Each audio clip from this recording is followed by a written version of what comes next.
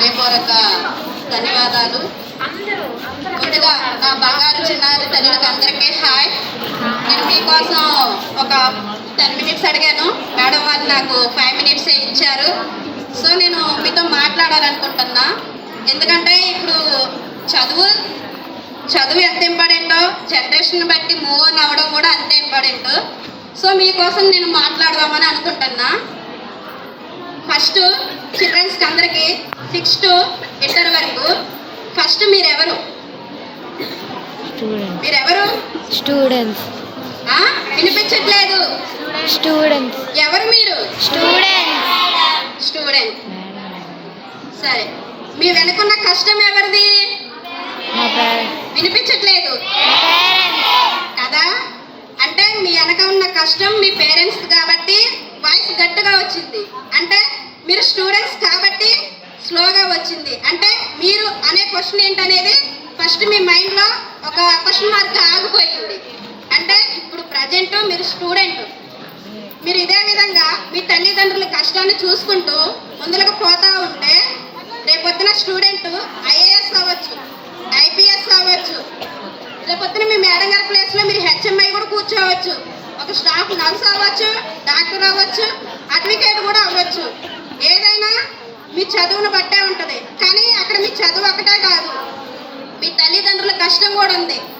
మీ father auto నడపచ్చు, మీ mother కూలి పని చేయొచ్చు, ఇంకొక మదరు మిషన్ కొట్టచ్చు, ఇంకొక మదరు వ్యాపారం చేయొచ్చు, మీ డాడీ నాగలి కట్టి దున్నొచ్చు. వాళ్ళు చేసే కష్టంలో మీ విలువ ఏంటంటే వాళ్ళ చెమట చుక్కని మీ భవిష్యత్తులో మీరిచ్చే గెలుపుని, మీరిచ్చే విజయాన్ని.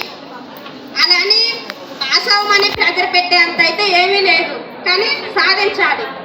ముఖ్యంగా ఏంటంటే మీ బెస్ట్ ఫ్రెండ్ ఎవరంటే, మీ బెస్ట్ ఫ్రెండ్ ఎవరు?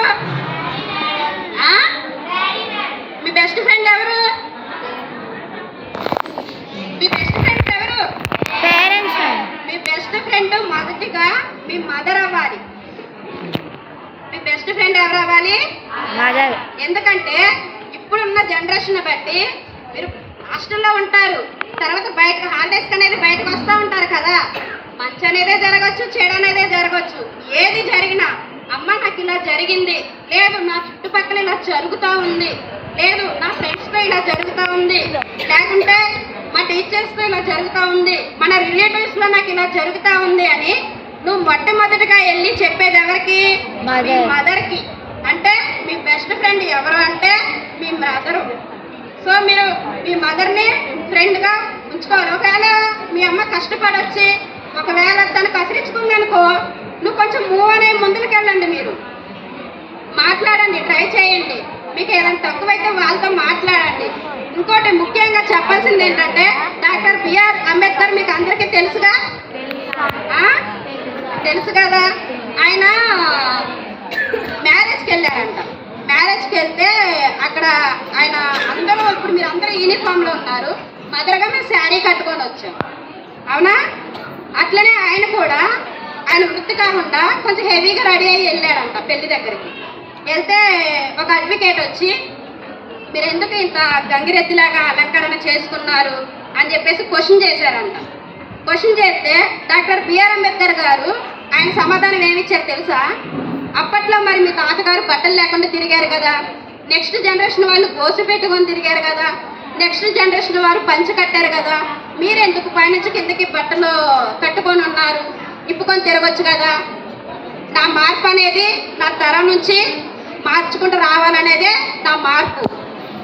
నేను అలానే ఉండాలని నేను అనుకోవట్లేదు, మార్పు తీసుకురావాలి అని చెప్పేసి నేను అనుకుంటున్నా. కాబట్టి నేను వేసుకునే దుస్తులను బట్టి నా ఆలోచనలు ఉంటాయి. అలాగే మీరు మీ అమ్మా నాన్నలు మిమ్మల్ని ఇంత రిస్క్ చేసి, ఇప్పుడు మనం చదివేది గవర్నమెంట్ స్కూల్ అయ్యి ఉండొచ్చు, కానీ ఆ గవర్నమెంట్ స్కూల్కి హాస్టల్ దగ్గరకు వచ్చేటప్పుడు మీకు బట్టలు కుట్టుకూలు ఉంటుంది, అన్నీ ఉంటాయి కదా, అన్నిట్లకి పే చేయాలిగా. కష్టపడందే ఏది రాదు కదా. అలానే మీ తాతగారు ఏం కష్టపడ్డారనేది, మీ అమ్మగారు వాళ్ళు ఏం కష్టపడ్డారనేది ఆలోచించకుండా మేము పేరెంట్స్గా ముందులకి తీసుకెళ్తున్నాం. కాబట్టి మీరు కూడా మాలాగా కష్టపడకుండా ప్రతి ఒక్కరిలో ప్రయోజకులు అవ్వాలని మీకోసం నేను స్పెషల్గా ఈ స్పీచ్ తీసుకున్నా. చాలా పేరెంట్స్ వాళ్ళు కూడా చాలా పెద్దగా అయినందుకు ధన్యవాదాలు.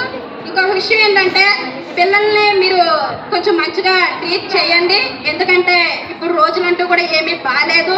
ఎందుకంటే చూస్తున్నాం సిటీ కల్చర్లో ఎలా ఉంటుంది ఏంటి అనేది. ఫస్ట్ ఆఫ్ ఆల్ పిల్లలు ఏదైనా చెప్తే అది ఆలోచించండి. ఫస్ట్ ఆఫ్ ఆల్ ఏంటంటే పిల్లలు ఏదైనా చేస్తే అనుమానించకండి. ఒకవేళ టీవీ దగ్గరే కూర్చున్నారనుకోండి, ఒకవేళ ఛానల్ మార్చారనుకోండి, ఛానల్ ఎందుకు మార్చావమ్మా అని చెప్పేసి మీరు క్వశ్చన్ చేసి ఆ పాపని అరవద్దు. ఎందుకంటే తనకు అక్కడే మొదటి డౌట్ స్టార్ట్ అయింది. మా అమ్మ ఎందుకు ఛానల్ మార్చమంది, ఓ సమ్ ఇందులో ఏదో ఉంది, నేను నెక్స్ట్ టైం దీన్ని చూడాలి, నేను పర్సనల్ కన్నా చూడాలి, డాడీ ఫోన్ ఇవ్వు యూట్యూబ్ ఓపెన్ చేస్తా అని చెప్పేసి అమ్మాయి ఫోన్ తీసుకుంటుంది. అందులో ఏ సాంగ్ అయితే మనం స్కిప్ చేసామో ఆ పాప అదే సాంగ్ చూసింది. అప్పుడు తనకి ఇంట్రెస్ట్ అనేది మొదలైంది. ఏదైంది పేరెంట్స్గా ఫస్ట్ ఆఫ్ ఆల్ వాళ్ళకి గైడ్ ఎవరంటే మనం, తర్వాత గైడ్ సెకండ్ మదర్ ఎవరంటే వాళ్ళ టీచర్స్.